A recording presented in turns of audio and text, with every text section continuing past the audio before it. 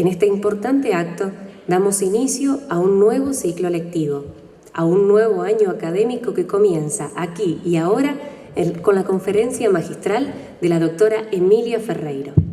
Para ello, recibimos al decano de la Facultad de Humanidades y Artes, profesor José Goiti, que dará inicio a este acto académico.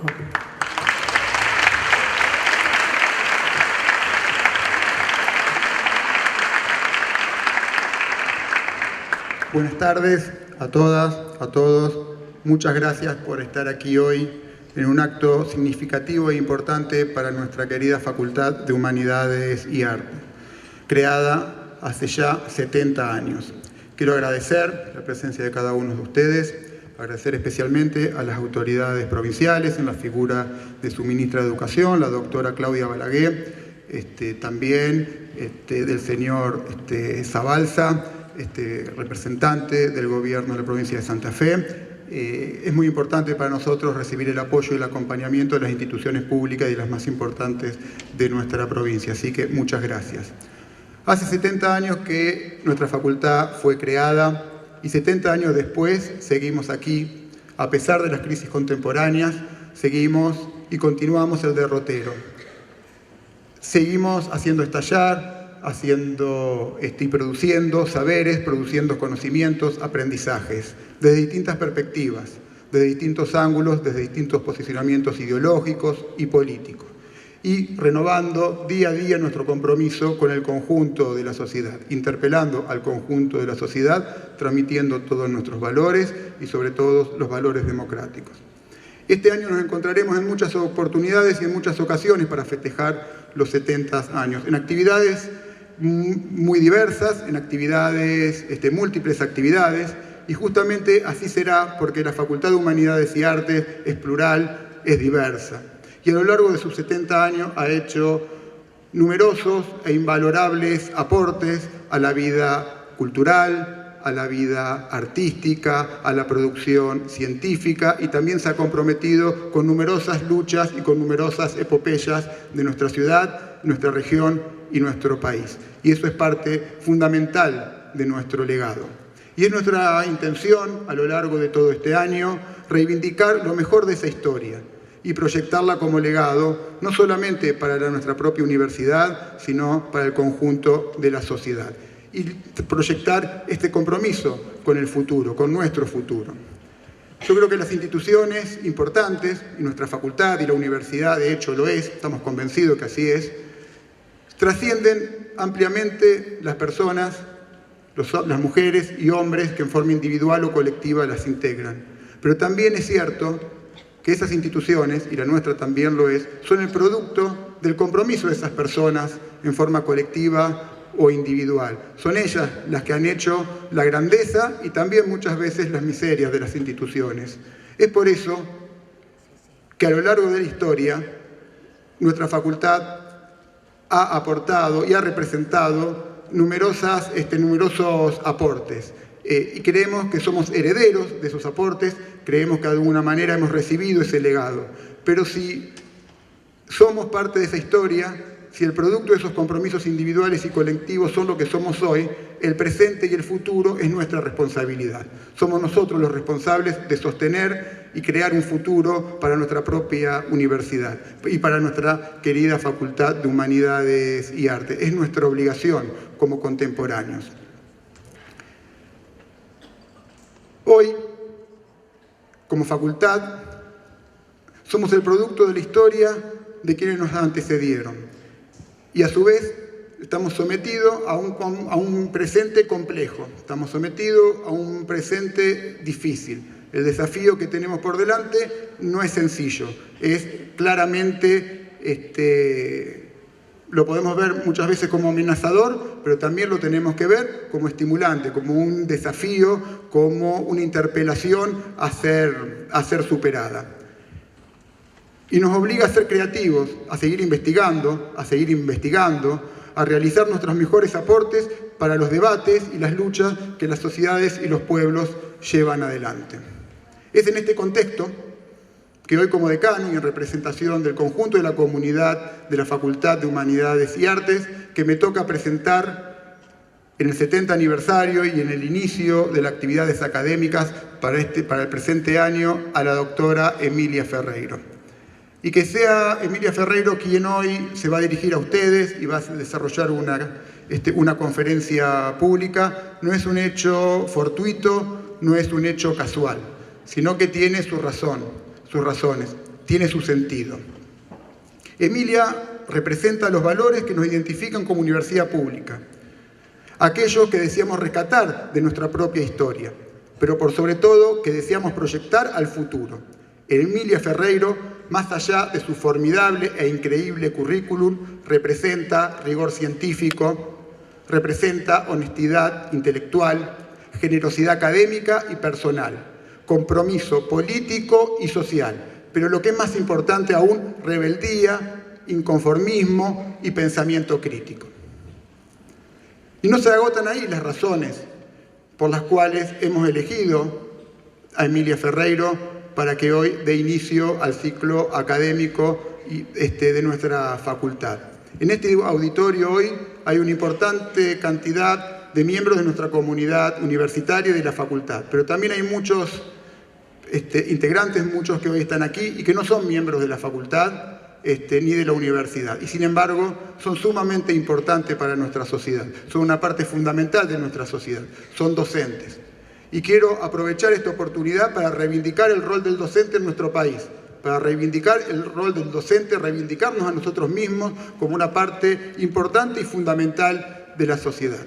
Y creo que no hay mejor manera que hacerlo, que poder compartir, que poder aprender junto a una gran maestra de nuestro tiempo y una maestra que está haciendo escuela para la posteridad, como es Emilia Ferreiro. Y en este sentido, creemos que es una oportunidad que debemos aprovechar. Y a su vez también, en Emilia Ferreiro encontramos a alguien que representa las mejores tradiciones académicas y universitarias, pero que a su vez interpela y convoca mucho más allá de los claustros universitarios. Y tiene un impacto en la sociedad que trasciende la figura del universitario.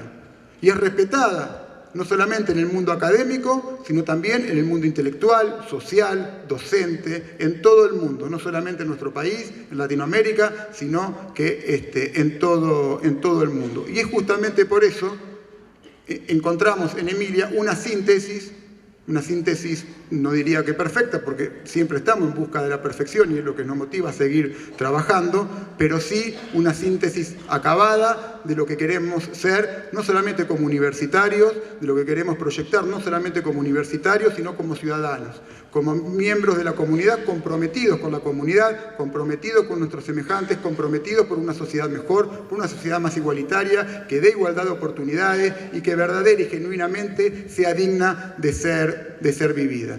Por eso quiero agradecer enormemente a los miembros de la comunidad de mi facultad que han osadamente confiado en mí para que los represente. Quiero agradecer al cuerpo no docente, quiero agradecer a los estudiantes, quiero agradecer a mis colegas docentes, quiero agradecer a cada uno de los secretarios y equipos de gestión que han trabajado no solamente para esta conferencia, sino que vienen trabajando todos los días para dar lo mejor de nuestra universidad pública, para estar a la altura de las circunstancias. Y creo que justamente en momentos como hoy, en momentos de álgidos debates, en momentos difíciles para la educación, en momentos difíciles para la universidad, en momentos difíciles para la sociedad en general, es necesario que redoblemos nuestros esfuerzos, no solamente de compromiso con las movilizaciones y con la lucha, sino también en compromiso con nuestras instituciones, en compromiso con nuestra obligación como docentes, en compromiso con nuestra obligación como estudiantes, nuestra obligación como trabajadores de la educación pública. Por eso quiero agradecer muy especialmente a cada uno de los miembros de la comunidad que me honra representar. A su vez también le quiero agradecer muy especialmente a Emilia, porque de alguna manera creo que no solamente nosotros le elegimos a ella, sino que ella también nos ha elegido a nosotros como comunidad. Y eso es verdaderamente importante y significativo para nosotros. Emilia Ferreiro no solo es doctora honoris causa de nuestra universidad, por lo tanto es un miembro académico jerarquizado, es un miembro académico relevante de la comunidad científica y humana de la Universidad Nacional de Rosario y de la facultad, sino que también nos elige todos los días con el cariño, con el afecto, con la grandeza y con la generosidad con la cual se brinda. Y eso es muy importante, debe ser reconocido y de alguna manera nos halaga. Su amistad y su consideración nos halaga en términos personales, pero también nos halaga y nos enorgullece en términos institucionales y colectivos. Por eso quiero decir con mucho orgullo que hoy estamos aquí para dar inicio al año académico de la Facultad de Humanidades y Artes de la Universidad Nacional de Rosario, en su 70 aniversario, en un año muy importante, y orgullosamente podemos decir que somos de humanidades, que somos de arte, que somos de música, que somos de la educación, de la universidad pública, pero sobre todo somos educación pública. Muchas gracias a todos.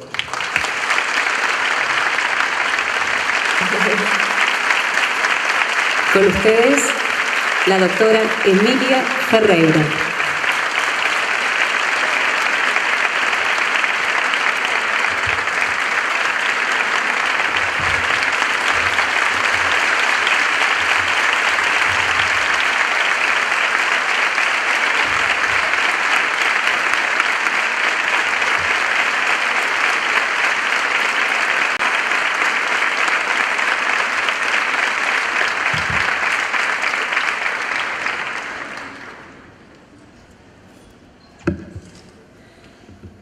Buenas tardes a todos, gracias por estar aquí.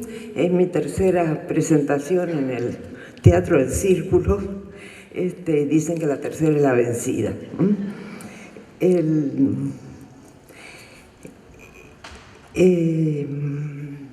un segundo.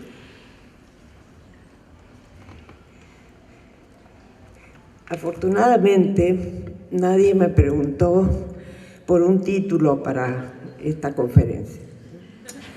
Porque siempre poner títulos con bastante anticipación es complicado. Después uno cambia el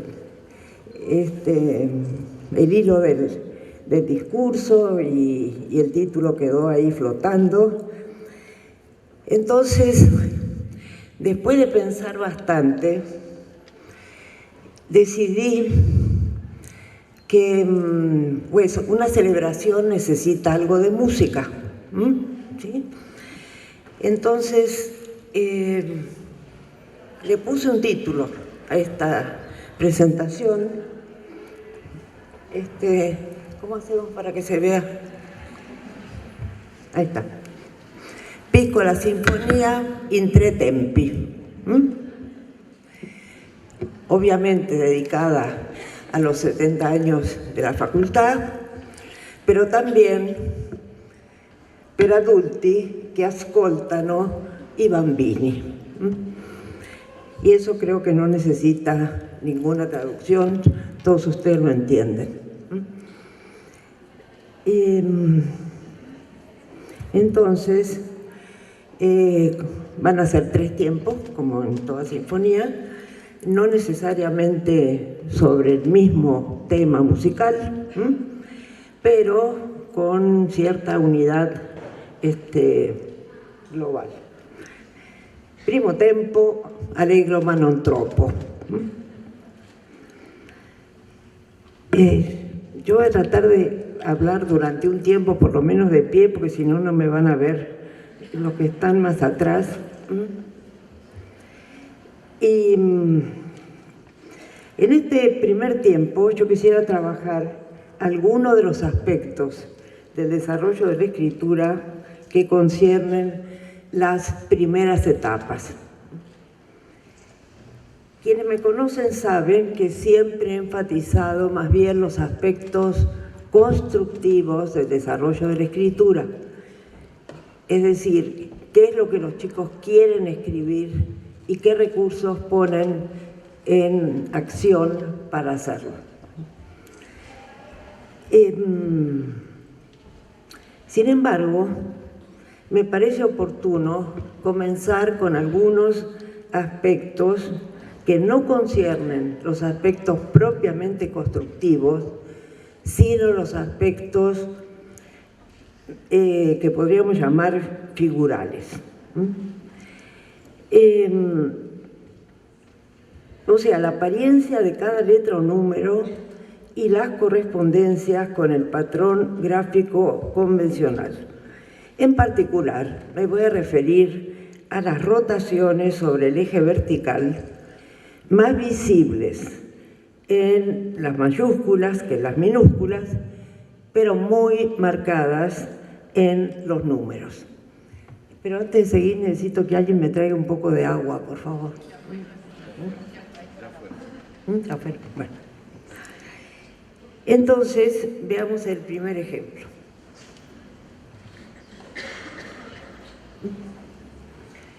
Un ejemplo de una niña de 5 años que se pone a escribir todos los números que conoce en contexto escolar, preescolar y a sugerencia de la educadora. Lo que explica el hoy es viernes, que aparece al final, es que la educadora iniciaba el día de actividades poniendo la fecha, con números y con letras, en el pizarrón. Además, había calendarios visibles. Por lo tanto, los niños tenían acceso, aunque no lo comprendieran, a bidígitos hasta el 30 o 31. No estoy diciendo que esto sea positivo o negativo, simplemente lo que explica el hoy es viernes de la imagen. Porque el hoy es viernes no tiene ninguna rotación. Entonces, sin embargo, en los números escritos, que van del 1 al 9, después sigue el 10, el 11, el 12, además de la rotación, tiene una permutación en la posición izquierda-derecha, y llegamos al 19, en donde pues el 1 está a la izquierda, como debe ser, y el 9 no solamente está bien ubicado, sino que no tiene la rotación que tiene el 9 de la primera serie. Entonces, ¿qué pasó? ¿Son rotaciones involuntarias? ¿Hay falta de control gráfico? ¿Hay dificultad de conocimiento visual? ¿Habrá indicadores de dislexia? Una hipótesis alternativa es que acá lo que hay es búsqueda de regularidades. Y me explico. Primero que nada, ¿qué es eso de que pueden estar buscando regularidades los niños de 4 o 5 años?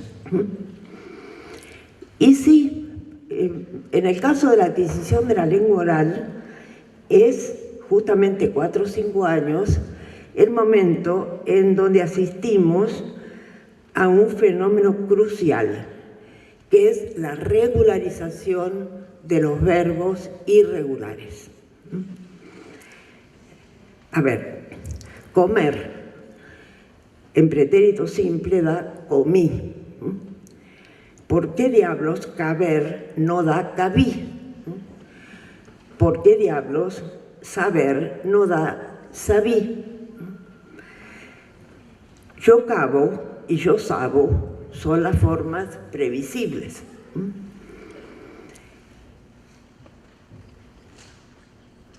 ¿Y qué es eso de yo quepo? No se entiende nada. ¿Por qué el verbo ir es tan variable que a veces voy y todos dicen, para mi gran sorpresa, que es el mismo verbo? Ahora, ¿qué es un mismo verbo cuando todo cambia?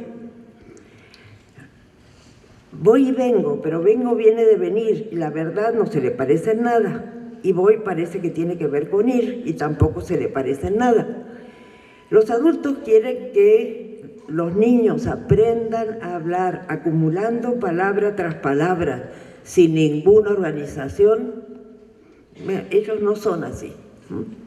Tratan de organizar el desorden de los datos de la experiencia, no solamente lingüística, sino todo lo demás. Y cuando regulariza los verbos irregulares, los niños nos están diciendo: mamá, ya aprendí a conjugar. Me parece que ustedes, los adultos, a veces se equivocan, porque dicen cosas que no puedo entender. Claro que no los puedo corregir. Espero que ustedes se den cuenta y algún día se corrijan, por favor. Entonces, doy el ejemplo de los verbos irregulares porque es el ejemplo más fácil de explicar, de búsqueda de regularidades. Y eso me sirve para enfatizar que, contrariamente a lo que los adultos imaginan, los niños buscan reglas de derivación y congruencia lógica mucho antes de que la escuela trate de fomentar su pensamiento lógico, si es que ese fuera uno de sus objetivos. No siempre parece. Bueno, volvamos a la imagen y ahora sí con una hipótesis de búsqueda de regularidad. Puede que sean rotaciones voluntarias. A ver, los números y las letras pueden ser tratados desde el punto de vista figural como formas gráficas. Hay números y letras compuestos únicamente por trazos rectos, como el 4 o el 7, o la A y la E de imprenta mayúscula. Hay otros números compuestos únicamente por trazos curvos, el 8 y el 6 entre los números, la O y la C en mayúsculas de imprenta. Hay números que tienen partes totalmente cerradas, la letra O, el número 8, y formas con partes abiertas. Y esas partes a veces abren hacia la izquierda, a veces abren hacia la derecha. El número 3, por ejemplo, puede ser visto como un 8 no cerrado, pero no cerrado hacia la izquierda. Y la letra E puede ser vista, la letra E mayúscula de imprenta, puede ser vista como un doble cuadrado no cerrado, pero esta vez abierto hacia la derecha, no hacia la izquierda. Y después tenemos las formas que combinan que combinan líneas rectas y líneas curvas, como el número 9, que en ese tipo de escritura tiene un trazo vertical, recto, y hay que decidir si la parte curva va hacia la izquierda o hacia la derecha, porque en ese caso particular la forma con la curva hacia la derecha resulta que se convierte en una letra y con la curva hacia la izquierda es un número. Entonces, una hipótesis posible frente a este caso es que se están tratando de regularizar las formas de los números, tratando de que todo tenga una apertura gráfica hacia la derecha y evitando las oscilaciones de abre hacia la izquierda, abre hacia la derecha. ¿Y por qué traigo ante ustedes este ejemplo y este análisis? Fíjense, hay un refrán que dice: una golondrina no hace verano. Parafraseando, yo quisiera decir: una rotación no hace dislexia.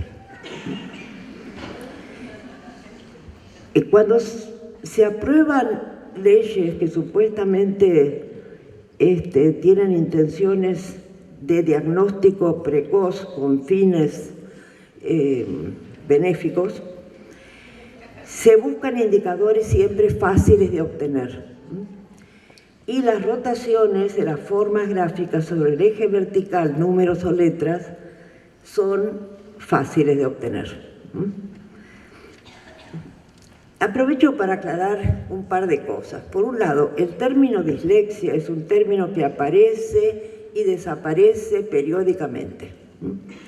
En los años 1980 y 90 tuvo un pico de éxito y también se calcularon los porcentajes de presencia del trastorno en el total de la población, enfatizando en ese momento que era un trastorno democrático, porque no dependía de la clase social, sino de factores neurológicos o genéticos. Solo que en esos años los porcentajes que se manejaban eran de alrededor de un 4% en la población total, y no el peregrino 15% que he visto que se maneja alegremente ahora en este país. En esos años pasó una cosa muy interesante. Los japoneses se hicieron presentes diciendo: en Japón no hay dislexia. Gran sorpresa. ¿Tendrán los japoneses un cerebro diferente a los occidentales? Por supuesto, nadie se atrevió a entrar en esa vía racista. Pero en cambio, entre varias razones de tipo cultural, se puso atención a una que parece tener un peso decisivo. Fíjense que la escritura del japonés es, desde el punto de vista lingüístico, una de las escrituras más complicadas que existen. Y algunos historiadores de la escritura no dudan en llamarla la más compleja de todas las actualmente en uso. ¿Por qué? Porque combina dos sistemas aparentemente antagónicos.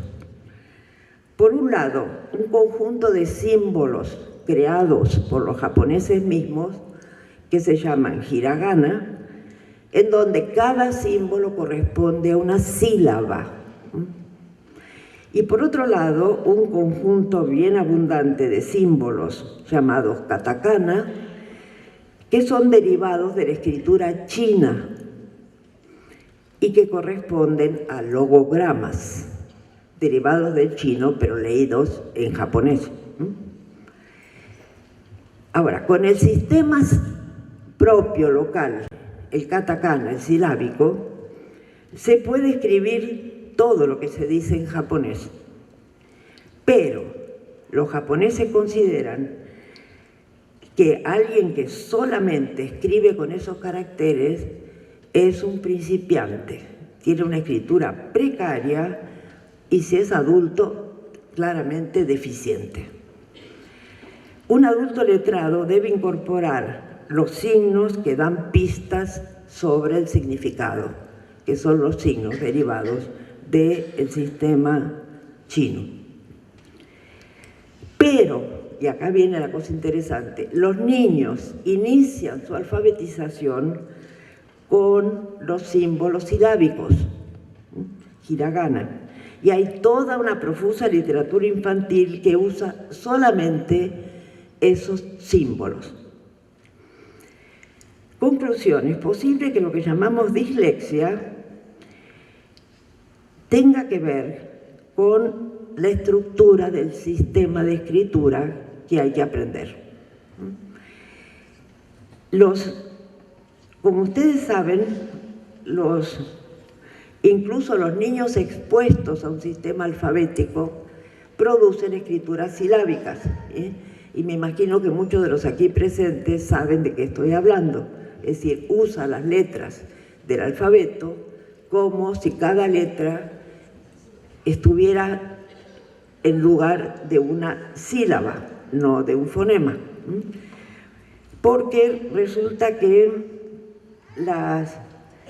los sistemas alfabéticos obligan de alguna manera a llegar a esa entidad particularmente abstracta llamada fonema, que no corresponde necesariamente a una letra, porque a veces corresponde a dos letras o incluso a más, depende de los sistemas. Como estoy metiendo ruido en un tema que sé que es sensible acá en Argentina en estos momentos, voy a agregar otras aclaraciones. Primero, que la accesibilidad psicológica de la sílaba es un dato muy comprobado y comprobado en distintas lenguas, en contextos de desarrollo natural y en contextos propiamente experimentales. Quiero decir que los chicos reconocen la unidad sílaba, sin nombrarla, por supuesto, de manera espontánea, sin necesidad de aprendizaje específico. Pero no ocurre lo mismo en absoluto con los fonemas. Y, insisto, incluso en casos en donde crecen en una sociedad que usa sistemas alfabéticos, inventan escrituras silábicas. Esto no significa que en Japón no hay dificultades de lectura o de escritura. Como el sistema es tan complicado, las dificultades aparecen, pero más tarde. Lo importante es que no hay dificultades iniciales, como las descritas en Occidente, en países que usan escrituras alfabéticas. Entonces, la importancia del sistema de escritura que se debe aprender es decisiva, y eso no se tiene en cuenta cuando se describen los aprendizajes iniciales como dependientes únicamente de factores neurológicos o genéticos.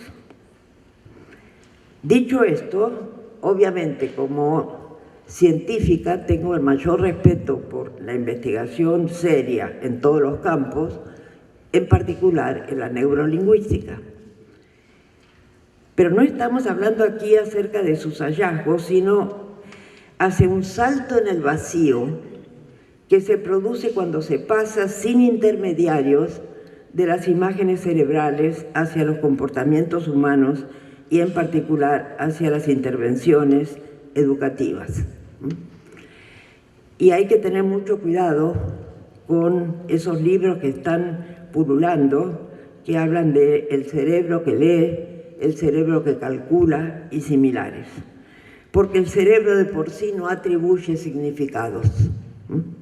Es el sujeto psicológico quien atribuye significaciones en contextos sociales, y el espacio educativo es uno de esos espacios de atribución de significación.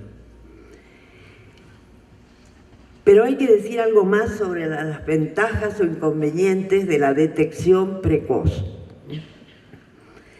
y sobre el tipo de profesionales que puede hacer esa detección.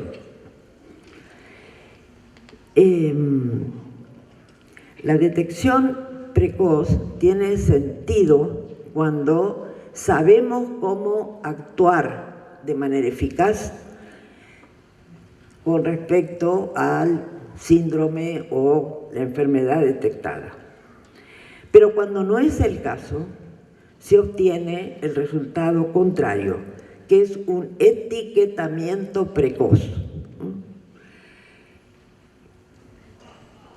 Y ese etiquetamiento precoz va a ser arrastrado por el niño o niña en cuestión durante toda su escolaridad, con efectos literalmente devastadores sobre las expectativas escolares de sus maestros sucesivos. Porque no hay nada peor que esperar tener un 12 o 13% de disléxicos en la clase, ¿no? Porque seguro que va a haber más de 12 o 13%, ¿no? La expectativa genera el síndrome en muchísimos casos, y eso se conoce desde hace ya décadas. Bueno,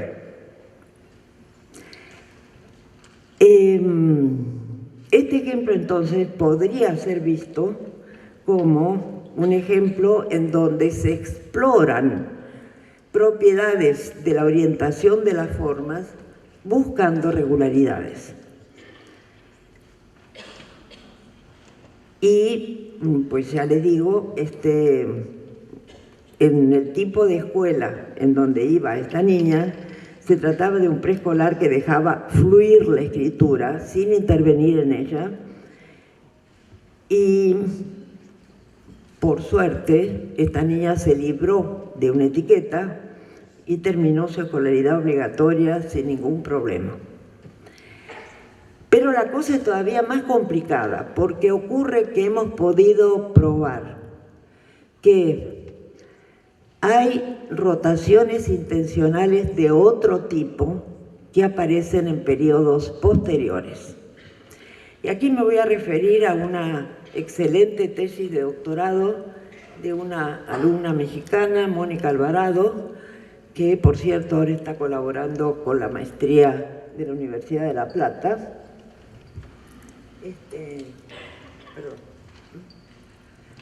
Y que trabajó con niños de 4 y 5 años proponiéndoles la escritura de una libreta donde tuvieran los teléfonos de emergencia. Entonces, los números de teléfono se dictaron como se dictaban en ese momento en que se realizó el levantamiento de datos en la ciudad en donde se realizó también el levantamiento de datos, la ciudad de Querétaro, una de las capitales de los estados de México. De tal manera que se le pedía al chico que escribiera bomberos y luego 36, 11, 25, como está ahí. Policía igual, y bueno, las pizzas no estaban, pero los chicos dijeron que de emergencia, seguro, ¿no? Y había que ponerlo. Bueno, eso nos permitió tener datos, por un lado, de la escritura de nombres y por otro lado, de la escritura de números, sabiendo que esos números eran números probablemente desconocidos para los chicos, pero con la misma filosofía con que habíamos levantado los datos que nos permitieron detectar los famosos niveles de conceptualización de la escritura. En lugar de pedirle a los chicos, escribe, ¿qué te enseñaron a escribir? ¿No? Papá, mamá, nena, escríbelo. Le dijimos, a ver, escribe mariposa. Ay, no me la enseñaron. No, seguro que no te la enseñaron, pero alguna idea debes tener, ¿no? Y eso nos permitió asistir a la construcción de una escritura en el momento mismo y ver de qué manera el chico encontraba soluciones razonables para un problema bastante serio. Bueno, aquí lo mismo. Asumiendo que no saben, no les enseñaron a escribir 82, 39, 93, lo que sea, a ver cómo se te ocurre escribirlo. Bueno, no puedo presentar todos los datos porque sería muy largo y no pasaríamos del primer tiempo de la Piccola Sinfonía. Entonces solamente les voy a presentar un ejemplo de un tal Javier que tiene un nivel de escritura silábico alfabético. Quiere decir que algunas sílabas se representan con una sola letra y otras se representan con 2 letras. Por ejemplo, bomberos, la primera palabra, la primera sílaba tiene la B y la O, bombé, y la otra tiene solamente una letra y OS final. Bueno, ahí mismo en bomberos vemos que la escritura de 36, no sé si ustedes lo alcanzan a ver, pero el 3 está abierto hacia la derecha, en lugar de estar abierto hacia la izquierda. Y algo que aparece como muy interesante es la escritura de pizzas, la penúltima, en donde tenemos otra vez un 3 del 39, que está abierto hacia la derecha, y el 3 de 93, normal, digamos, abierto hacia la izquierda. Y tenemos en ese mismo segmento un primer 9 que está escrito como debe ser, digamos, el de 39, en tanto que el 9 de 93 está invertido sobre el eje vertical. Bueno, ¿qué pasa cuando dialogamos con Javier acerca de su producción? Entonces pasa lo siguiente. Para escribir 25, Javier necesita rotar el 2. Pero en el momento en que lo realiza gráficamente, le aparece como muy parecido al 5 y no le gusta. Y entonces explica que 22 es del 20 y del 5. Es del 20 que se pone como 2 y del 5 porque dices 25. Entonces Mónica, que lo estaba interrogando, le dice, entonces 25 se pone con 2 y 5. Y Javier dice, no, con 20 y 5. Bueno, y estamos seguros de que esas rotaciones son voluntarias. ¿Por qué? Porque cuando le pedimos que escriba los números aislados, ¿no? Miren lo que hace. Ninguno tiene una inversión. Los chicos se dan cuenta de que 30 tiene que ver con el 3, que 20 tiene que ver con el 2. Y si hubiera números mayúsculos, usarían números mayúsculos. Y realmente les parece una anomalía que no haya números mayúsculos. No solamente a los chicos mexicanos como estos que han sido interrogados, sino también hay una experiencia similar de Bárbara Brizuela en Estados Unidos, en donde los chicos le decían cuál es the uppercase number. ¿Sí? Entonces, la búsqueda del mayúsculo como una alternativa para ese 20, que tiene que ver con 2, pero no es 2, para ese 30, que tiene que ver con 3, pero no es 3, pues los lleva a hacer lo único que pueden hacer, que es una rotación intencional. Entonces, las primeras rotaciones que les mostré podían pasar como exploraciones gráficas. Estas son de un orden totalmente distinto. Y no solamente son de un orden totalmente distinto, sino que aumentan a medida que aumenta el nivel conceptual de los chicos, no solamente prealfabéticos, sino inclusive alfabéticos. Y vean rápidamente esta distribución, en donde la primera columna, que no tiene nada, corresponde a chicos de nivel presilábico y silábico inicial. La segunda columna, que tiene apenas 2 casos, a silábicos con valor sonoro, silábicos estrictos con valor sonoro. La otra, que ya tiene 11 ocurrencias, a silábico alfabético, y los alfabéticos todavía más. Entonces, si hay rotaciones intencionales, todo se complica. Y se complica el asunto de ver una rotación y concluyo lo que concluyo. Tanto se complica que cuando presenté estos datos en una reunión en Estados Unidos, una colega se acercó para decirme, excuse me, but intentional rotations, it is too much. O sea, demasiado con respecto a lo que ella estaba dispuesta a aceptar. Entonces, el eslogan, diagnosticar precozmente para actuar oportunamente, que es un eslogan propio del ámbito médico, no es aplicable sin más al ámbito educativo. Atención con eso. Por ahora, y lo digo con toda claridad, me parecen más graves las consecuencias del etiquetaje precoz, y más aún que una docente espere tener tal o cual porcentaje de disléxicos en su salón, como si la población de su sala de clase fuera representativa ¿de qué? ¿De la Argentina en su conjunto? ¿De los países de habla hispana? ¿De todos los niños del mundo? Por favor, seamos prudentes con eso.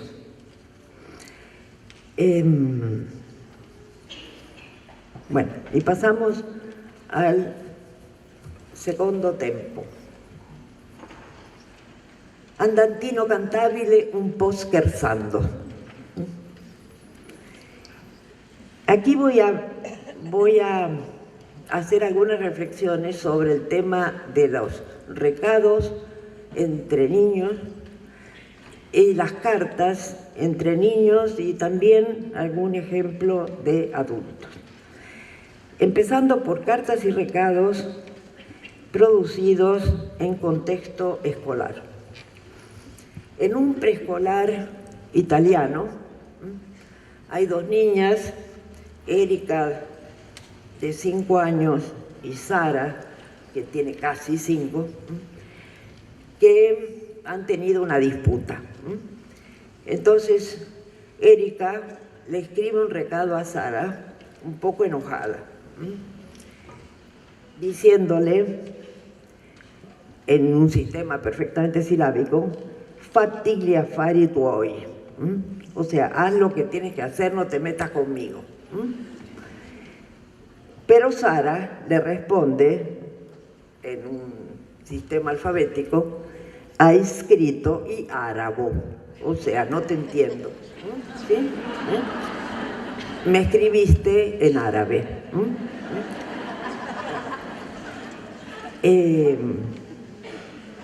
Hay que decir que en la realidad de la escuela italiana, sobre todo los preescolares, están pasando cosas muy, pero muy interesantes, porque después del primer momento de desconcierto inicial, con la llegada de muchísimos inmigrantes, sobre todo del norte de África,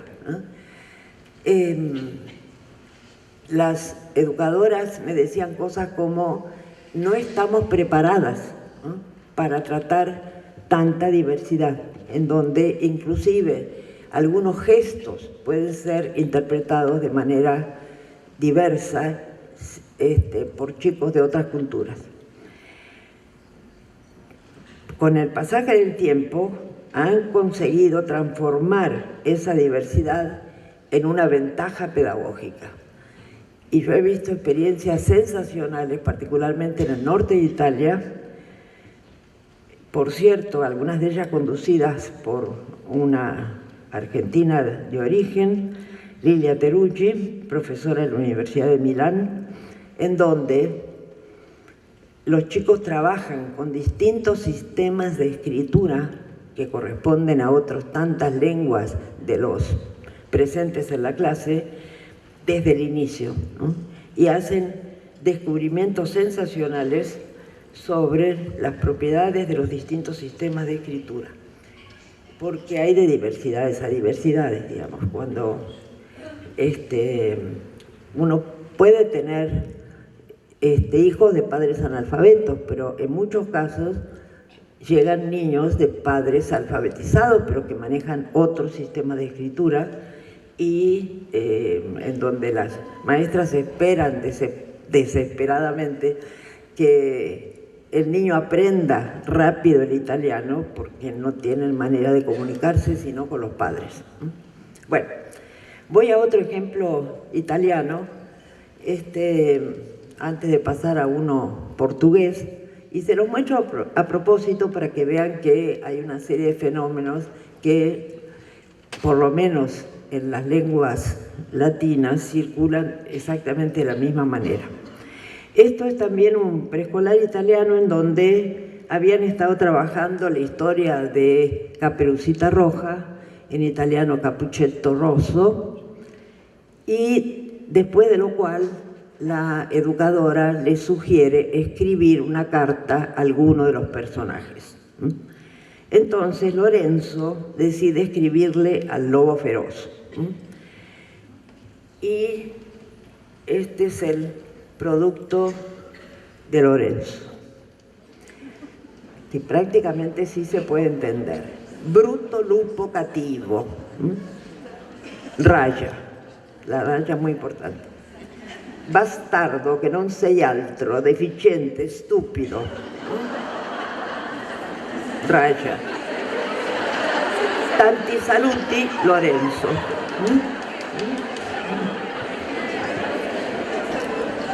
Bueno, las rayas indican que Lorenzo conoce perfectamente los 3 espacios discursivos de una carta.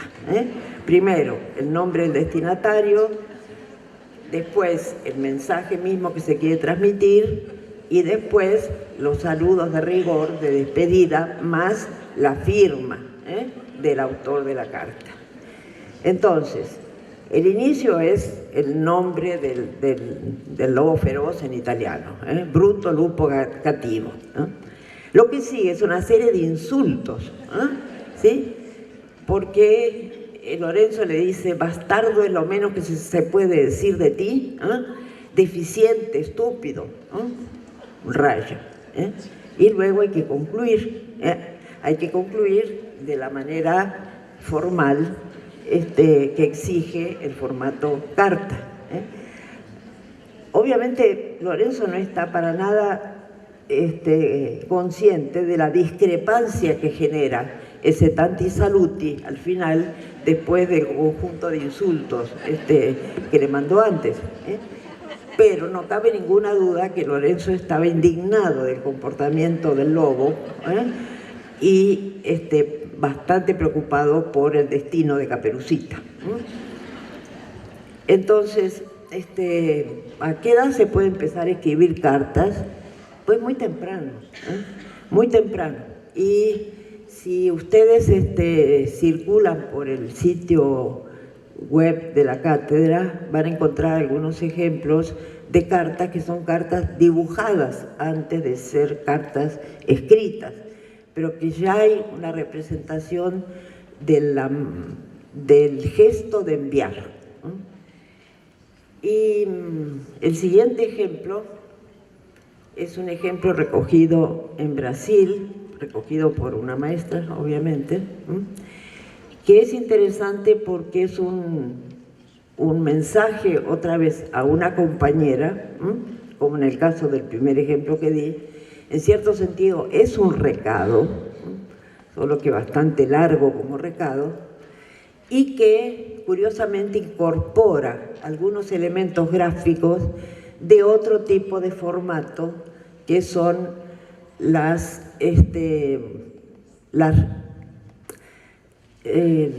los indicadores de aceptación o rechazo que se hacen a través de un gesto mínimo. Bueno, veamos. El texto dice: a Jurema è apasionada pelo Emerson. Jurema está apasionada por Emerson. Jurema, você gosta de mim, sí o no?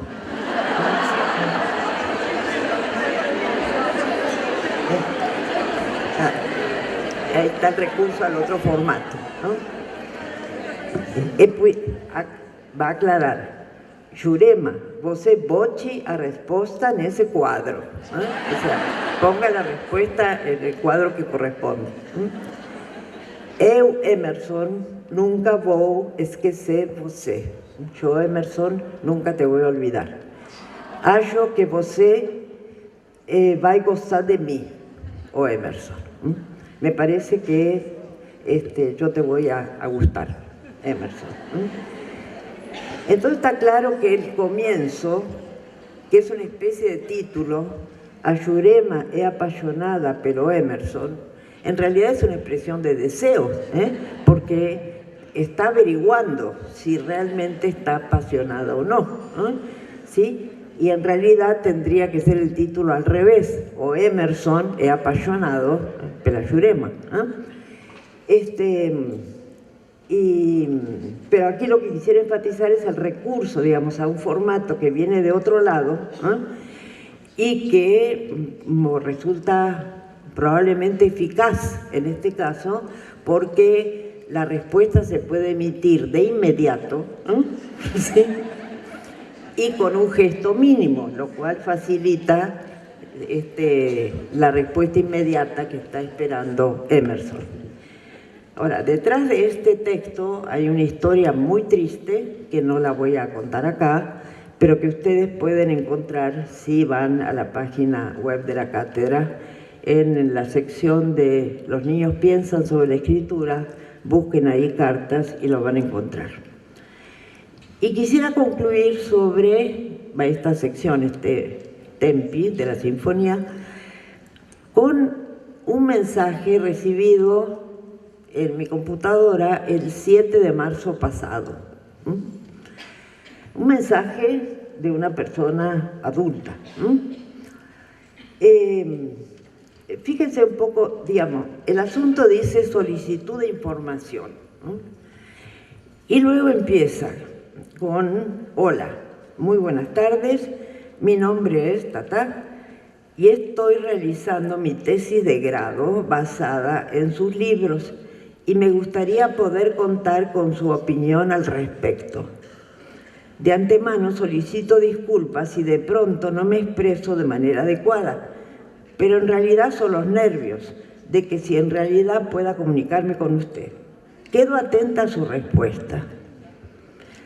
Hay una clave abajo, NSF4-3 y un teléfono. Pues yo no sé de dónde viene este mensaje, ¿eh? Porque no hay ninguna identificación del lugar, ahora que los correos son casi todos gmail.com, pues no se sabe de dónde están escribiendo, ¿no? Estoy haciendo mi tesis de grado. ¿A qué le llama tesis de grado? En algunos lugares la tesis de grado es tesis de licenciatura, pero no lo sé, basada en sus libros, un poco general me parece, y me gustaría poder contar con su opinión. ¿Qué opinión? Es que no sé lo que me pide, ¿entiende? Es un mensaje que no es eficiente, no me da los datos básicos elementales para que yo pueda responder. Si fuera un caso aislado, no lo comentaría, pero de estos llegan mínimo 10 por mes, ¿no? Y pues ya me preocupa porque, no solamente porque no les puedo responder, me preocupa porque me parece que ahora que hablamos de comunicación todo el tiempo, se ha perdido la idea de qué es lo que hace falta para que un mensaje comunique algo y obtener la respuesta que se está buscando.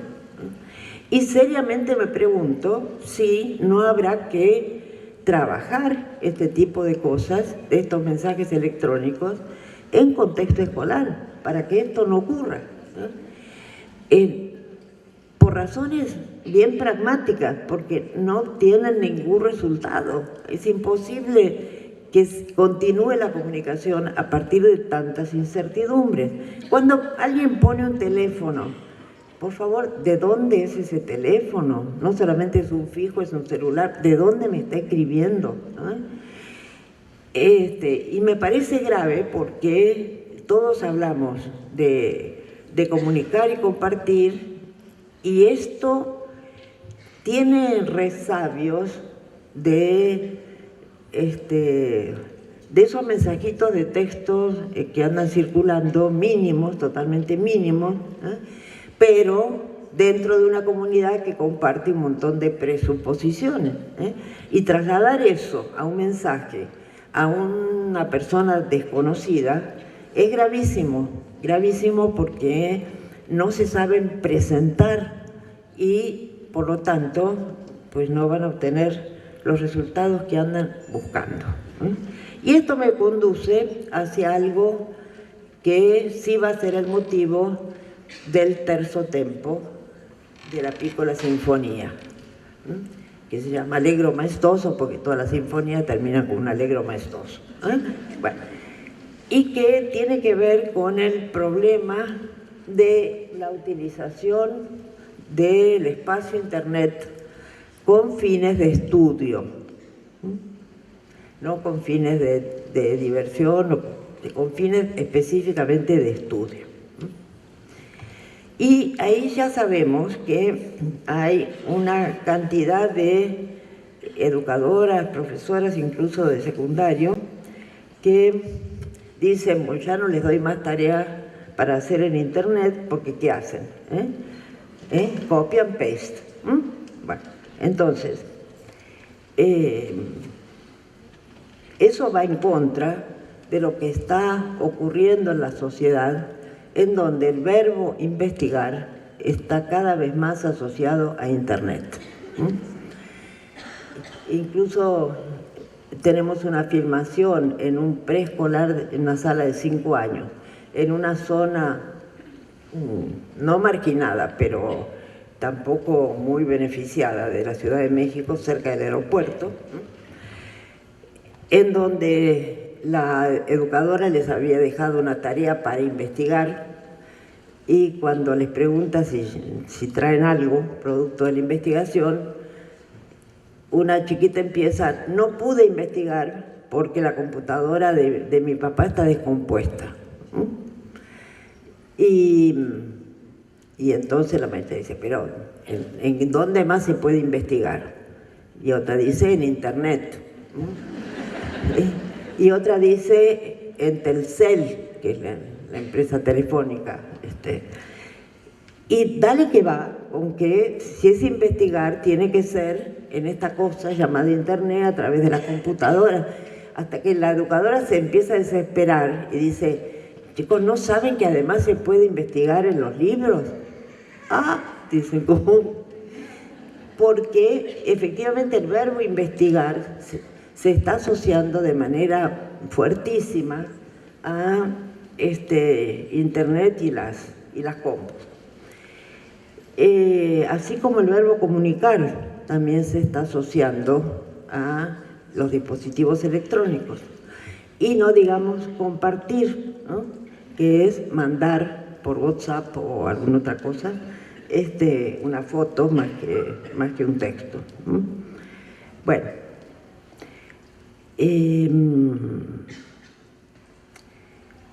hay algo también muy interesante que está pasando y complicado. Es que cada vez más la comunicación entre dos o más personas se realiza a través de pantallas y no mirándose a los ojos. Por ejemplo, nos parece normal que la cajera de un supermercado nunca nos mire y se atenga todo el tiempo a lo que aparece en la pantalla. Y también nos estamos acostumbrando a que en los cursos universitarios, el profesor llega con su laptop porque tiene ahí su PowerPoint o equivalente, y los alumnos también llegan con sus laptops, y hacen como que toman notas con la laptop, quién sabe lo que están haciendo, pero el resultado es que nadie se mira a los ojos. En las clases cada vez hay menos miradas directas. No digamos los médicos. Los médicos operan mirando pantallas. Y conseguir un médico que lo mire a uno directamente es cada vez más difícil. Digo, si uno es paciente de hace tiempo, pues el historial en pantalla es lo que está mirando mientras uno le explica ahora qué le pasa. Entonces, este asunto de la comunicación mediada por pantallas está complicado, digamos. En muchas publicidades que dicen comunícate, comunícate, no estés descomunicado y todo lo demás, es bastante frecuente que aparezcan grupos de jóvenes físicamente próximos, pero cada uno con su dispositivo, sin mirarse entre sí, mientras el eslogan dice comunícate.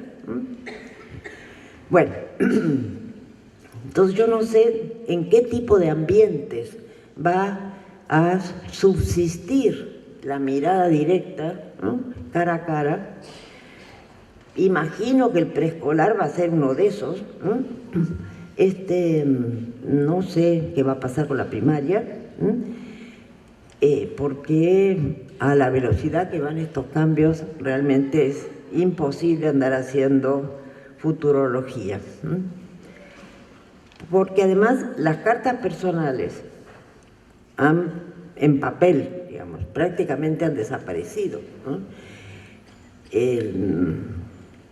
Hace poco, para el 14 de febrero, el día de San Valentín, el Correo Mexicano sacó una gran propaganda diciendo: mande una carta en papel, como un regalo insólito para el día de San Valentín.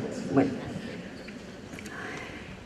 entonces, con la preocupación de que en el espacio escolar hay una ambigüedad con respecto a hacer uso de Internet o desconfiar de Internet con fines de estudio.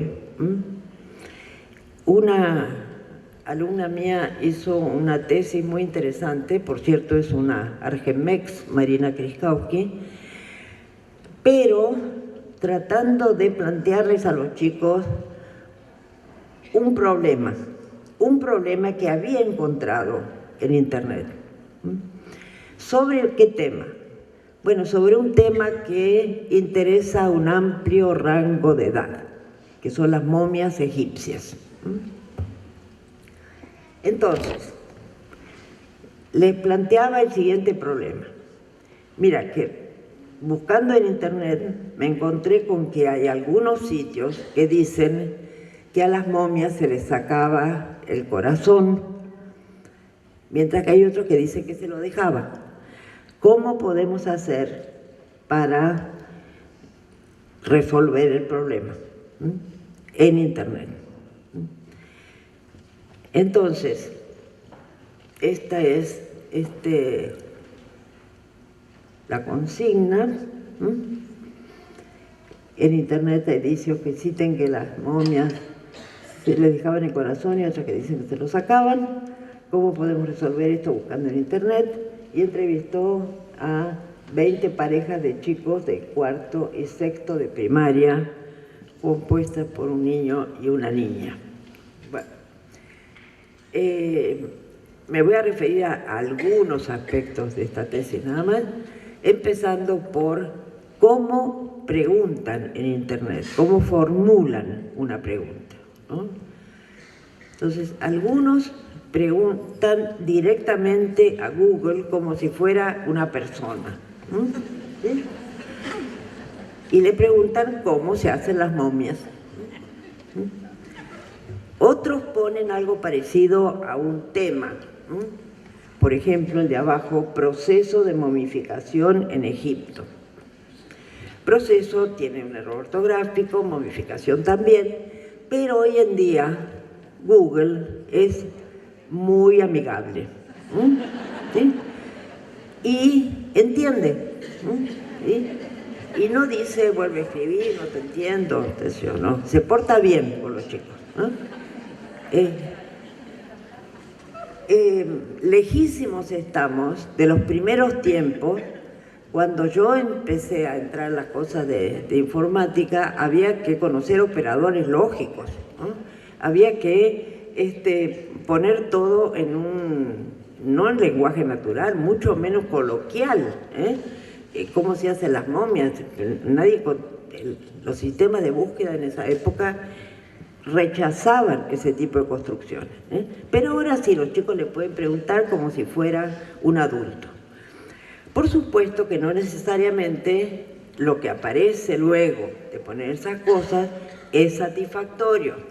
Entonces, si miramos los procesos en las búsquedas posteriores, vemos que cambian de estilo, y una pareja de cuarto que empezó con procedimiento de las momias, ¿procedimiento de qué?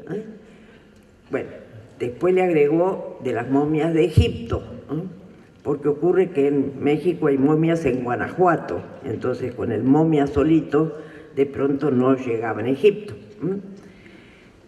Después reemplazan procedimiento por conservación de las momias de Egipto y terminan con una pregunta directa. ¿A las momias se les deja el corazón adentro?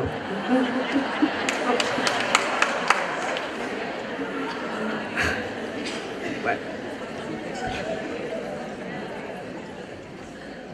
Otro ejemplo de reformulación que muestra que no siempre la pregunta directa llega a resultados satisfactorios. Estos de cuarto también empiezan con momias de Egipto.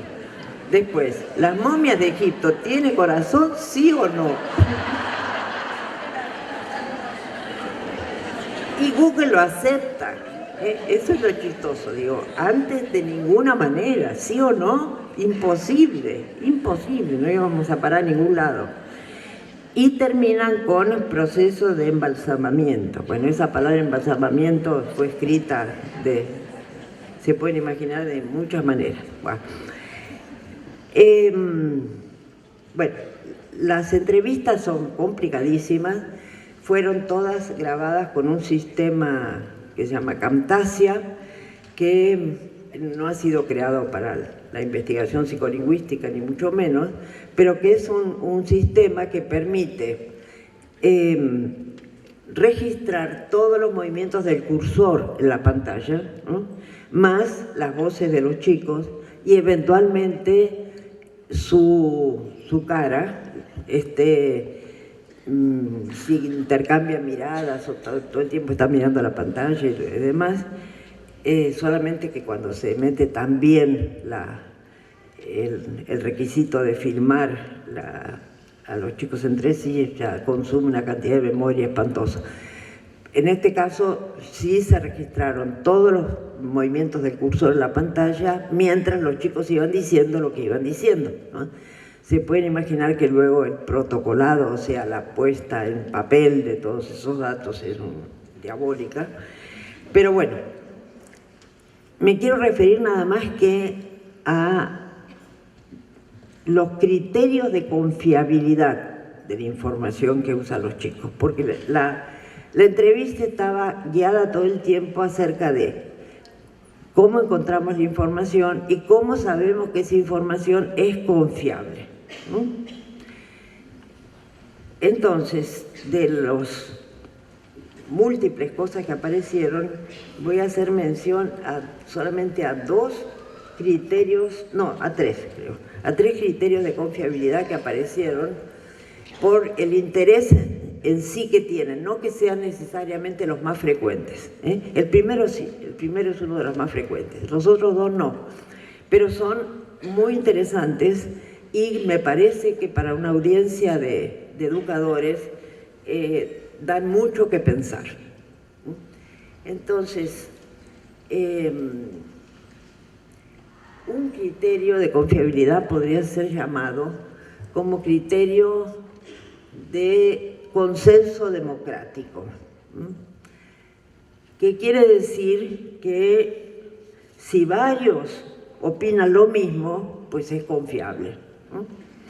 Lo cual es un error garrafal, ¿verdad? Porque es confundir la popularidad, si queremos llamarle así, con la verdad. Pero tiene su lado interesante y lo vamos a ver a través de este ejemplo. Natalia y Alonso, de sexto grado, empiezan, a pedido de Marina, que los estaba interrogando, empiezan recordando qué es lo que saben sobre el proceso de momificación, ¿eh?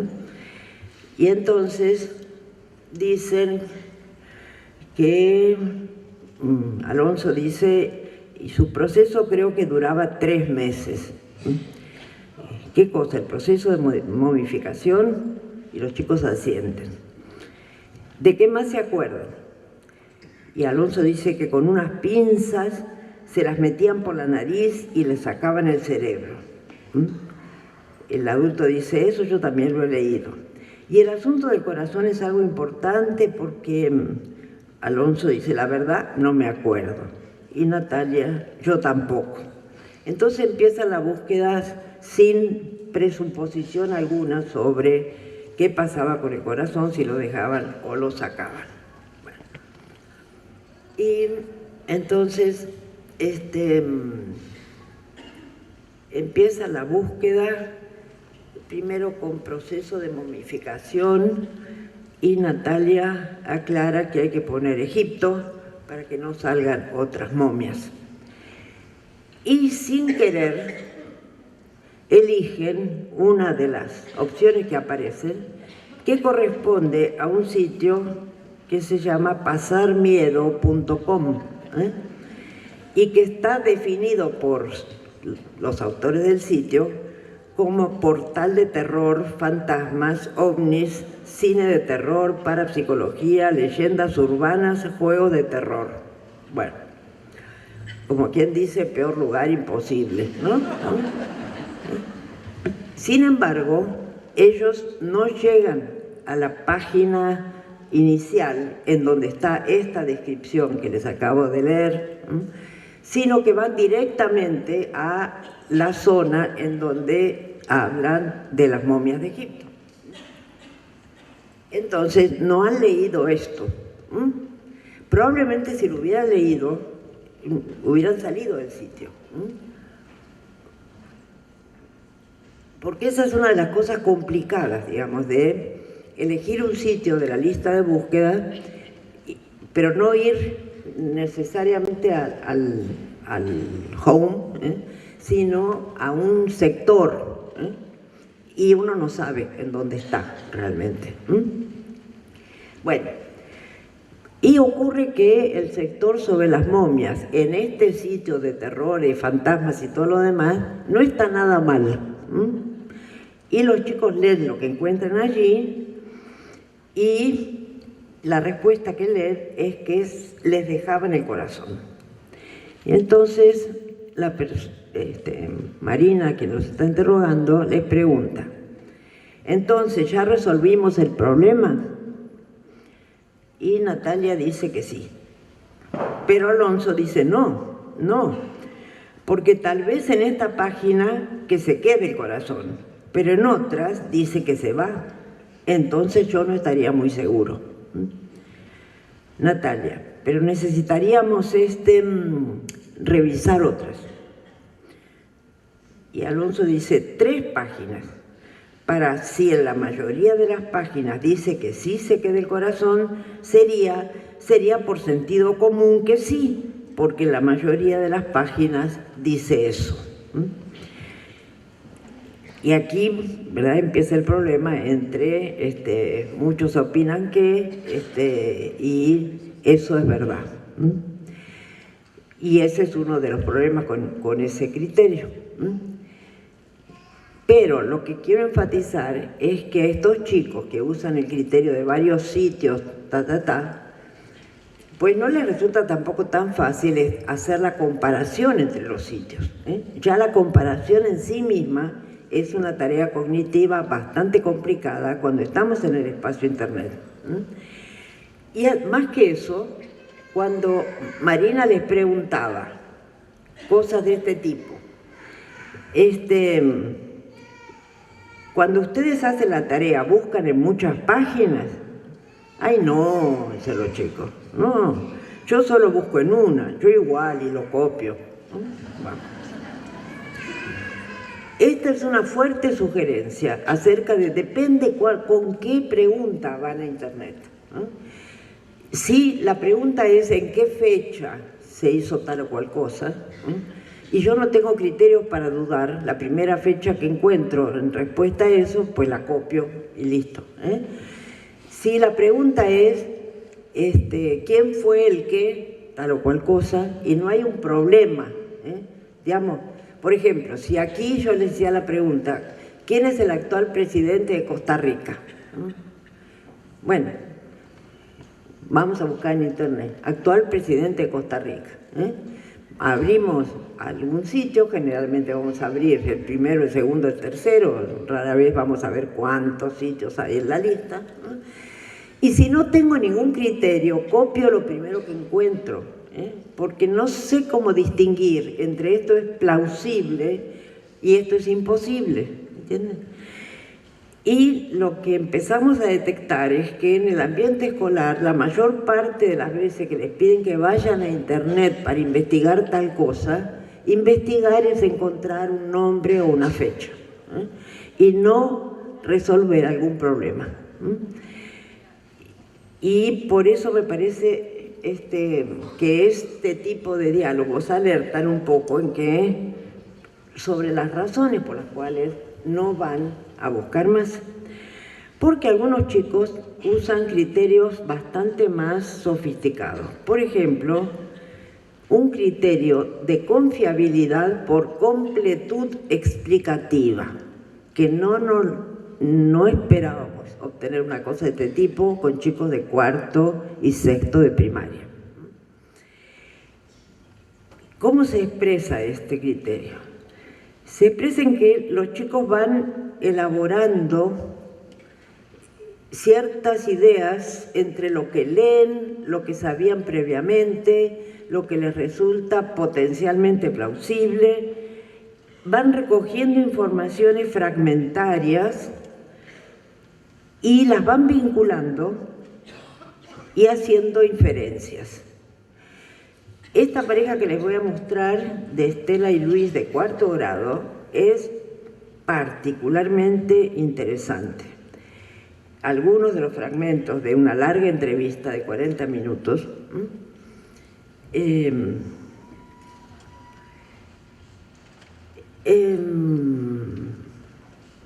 entonces, en algún momento la entrevistadora dice, la pregunta es ¿cómo hacemos para saber si lo que estamos leyendo en internet lo podemos creer o no? Si podemos confiar en esa información. Y Estela dice, yo sí creo, porque de las momias, bueno, no creo que revivan y eso, ¿no? Sí, porque hay mucho folclore sobre y dibujos animados sobre momias y todo eso. Pero sí creo que cuando se mueren los egipcios, así los reyes, sí los meten en sus tumbas, eso sí, pero no que vivan, no que revivan, quiere decir, ¿eh?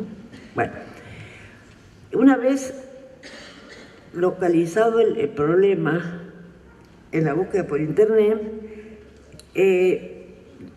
los chicos consideran que la página que explique más cómo se hacían las momias es la más confiable, la que explique más. Y uno de los sitios que eligen indica que las vísceras se sacaban. Pero preguntan, ¿qué son las vísceras? ¿Ah? Y entonces escriben como está ahí. Y ahí, si bien Google es amistoso, si uno pone viseras en lugar de vísceras, va a parar a otro lado, decididamente, ¿eh?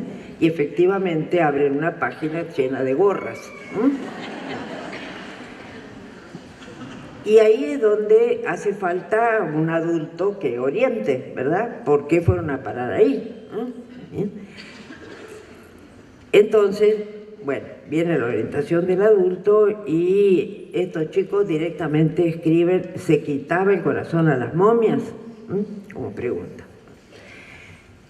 Y ahí fíjense qué ocurre. Tienen una larga lista de resultados. Y sobre esa lista trabajan, sin entrar a los sitios. Y trabajan de una manera muy inteligente.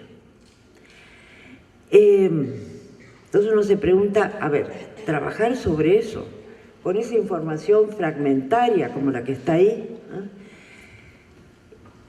Esa lista, sin embargo, tiene algunas ventajas.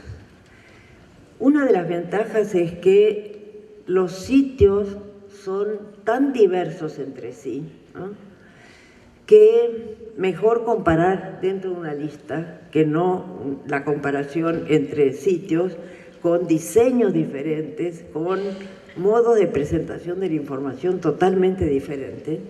Segunda ventaja, las palabras que uno puso en la búsqueda están en negritas, ¿no?, y esas negritas orientan en la lectura, ¿no? Claro que de pronto hay puntos suspensivos que no se entienden en absoluto, y ahí nuevamente hace falta intervención de un adulto que diga, ¿sabes qué? Acá, en este tipo de objeto escrito, los puntos suspensivos quieren decir que hay texto que falta, pero no quiere decir necesariamente que lo que falta sea irrelevante, ¿no?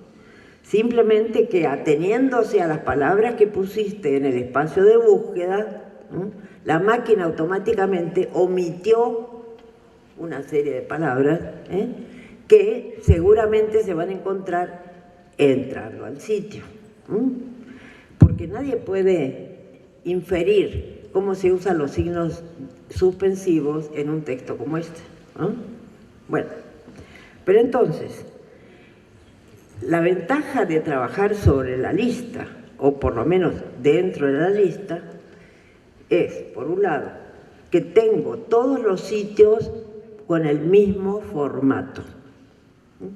un formato lista, no formato página web, ¿no? Que lo que busqué está resaltado en negritas, ¿eh? Tercero, que puedo comparar en simultáneo, porque es una lista. Mientras que cuando entro al sitio, salgo del sitio, primero no sé si voy a salir y encontrar nuevamente la lista tal cual, ¿eh? Y esa información desapareció y lo tengo que recordar, ¿eh? ¿Qué es lo que había encontrado ahí adentro? Bueno, total, que trabajar sobre esto, que es un objeto inhóspito por otra parte, ¿eh? Porque son redacciones absolutamente fragmentarias, ¿eh? Es difícil por un lado, pero facilita por el otro, en el sentido de las entradas y salidas de los sitios de internet, buscar dentro de los sitios, no es una tarea particularmente fácil. Bueno, total, que estos chicos se encuentran en cierto momento del análisis de esta lista, con uno que dice, y se los leo completo porque ustedes no lo van a poder leer: arte y ciencia, mito de Osiris, momias, y momias están negritas, pirámide Keops, escritura jeroglífica, puntos suspensivos. En la balanza se pone en un plato el corazón del difunto y en el otro la pluma de Maat, diosa de la, puntos suspensivos. En negritas, se quitaban los materiales de la envoltura corporal. Claro, porque pusieron, se queda o se quita. Entonces, el sistema informático encuentra la palabra quedar y pues la pone negrita, aunque se refiere acá a la envoltura, no a las vísceras. Y en el siguiente encuentra punto suspensivo, procedimiento, punto. Se quitaban los intestinos, pero no el corazón ni los riñones, puntos suspensivos. La momia se ponía en una mortaja que seguía lo más cerca posible los puntos suspensivos. Digo, realmente es difícil construir sentido a través de esos pequeños fragmentos, ¿no? Pero sin embargo, esta pareja en particular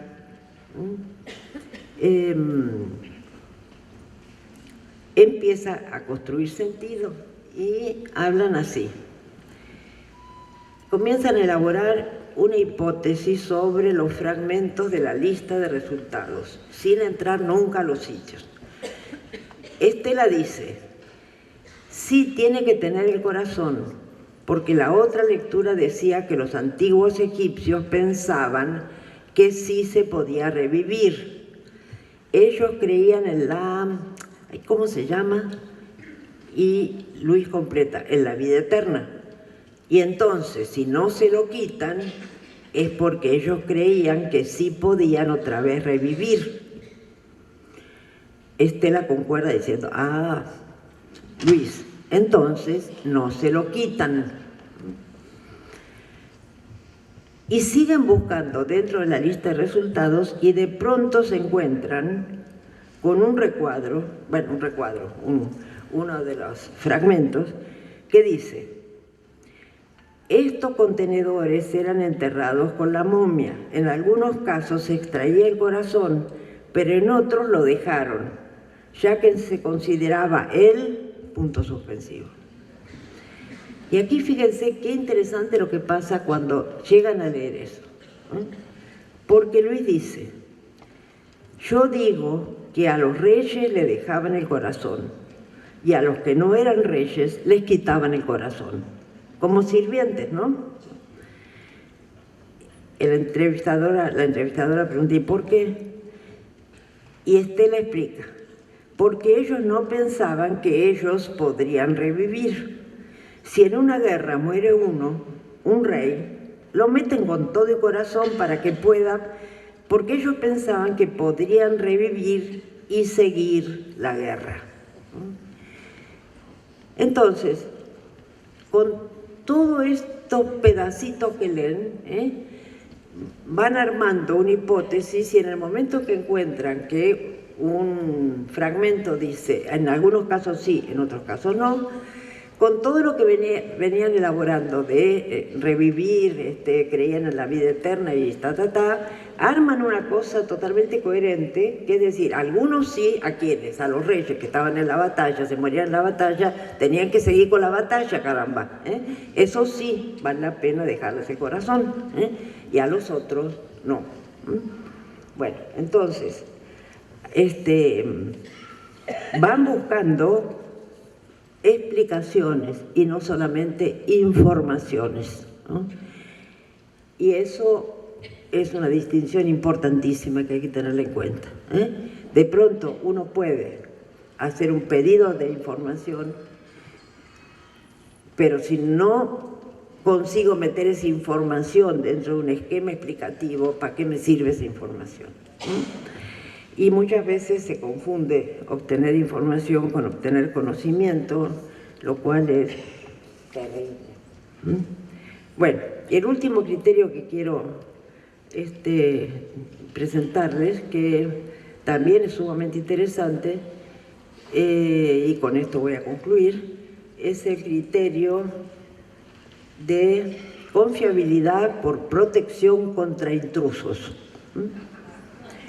Los chicos saben perfectamente que en Internet hay de todo, verdadero y falso, y que pueden aparecer en el mismo espacio digital informaciones contradictorias. Pero una de las cosas interesantes es que también saben qué es eso de los blogs, y dicen cosas como que en los blogs cualquiera se puede meter, cualquiera puede decir algo. Y entonces, al distinguir los blogs como sitios fácilmente, digamos, abiertos a cualquiera, de otros sitios, buscan sitios que sean inviolables. Y esos sitios inviolables son potencialmente más confiables, en tanto que los otros son descartados como no confiables. Y este asunto de la desconfianza hacia Internet vía la intromisión, resulta que termina aterrizando nuevamente en el libro, ¿no?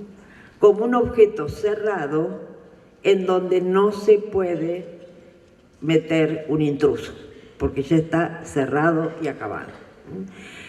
Y esto sí que no nos lo esperábamos, un regreso al libro como objeto confiable a partir de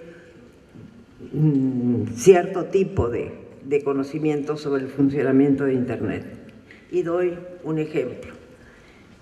Paula y Néstor, de 6º grado. Paula dice, un libro es más completo y más seguro para mí, pero la rapidez que tengo en el Internet, pues me sirve mucho mejor que en un libro. Y Néstor dice, por eso. Pero Paula regresa, pero en forma de ser tan completo y tan seguro el libro, prefiero el libro. Lo digo de pasar, no usamos puntuación en la transcripción de la oralidad de las entrevistas por una serie de razones, entre otras porque la puntuación es ya una interpretación del texto y lo que usamos son barras para indicar pausas y tratando de transcribir la oralidad tal cual, no lo que el chico quiso decir, sino como lo dijo. Y como se ve aquí muy claramente, pero en forma de ser tan completo y tan seguro el libro, prefiero el libro, ¿no? Si hubiéramos transcripto directamente en forma de ser tan completo y tan seguro el libro, prefiero el libro, descartando todos esos intentos previos, parecería como que la chica ya tiene la respuesta pronta, en tanto que esto permite ver que es todo un proceso de elaboración complicado llegar a decir eso que dice. Entonces, en otro momento de la entrevista, Marina pregunta, ¿qué tienen los libros para que los podamos creer? Y Paula dice que en un libro el autor dice sus pensamientos y lo que él sabe, y en Internet gente común habla. Pero en un libro, un autor, sea arqueólogo, y hace un libro sobre una... Ahí él puede saber lo que descubrió. Y entonces Marina pregunta, ¿y en Internet no escriben los arqueólogos? Y Paula dice, pues sí. Y Néstor trae de vuelta el blog. O sea, si es un blog, tú puedes escribir lo que tú quieras, porque el Internet es mentira y verdad. No se puede saber. No tengo aquí un ejemplo, pero otra pareja decidió buscar un experto en Internet.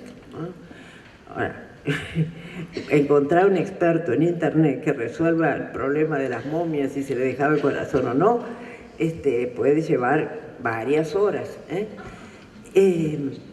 Y lo interesante, si hubiera más tiempo, sería ver estas entrevistas desde el punto de vista de, bueno, imaginemos un docente que tiene una serie de chicos trabajando en 4 o 5 computadoras sobre el mismo problema y qué tipo de apoyo hay que dar a las parejas para que la búsqueda continúe, porque obviamente no es que estos chicos no se cansaban nunca, no, es que había un adulto que decía, a ver, acuérdense, estábamos buscando tal cosa, ¿sí?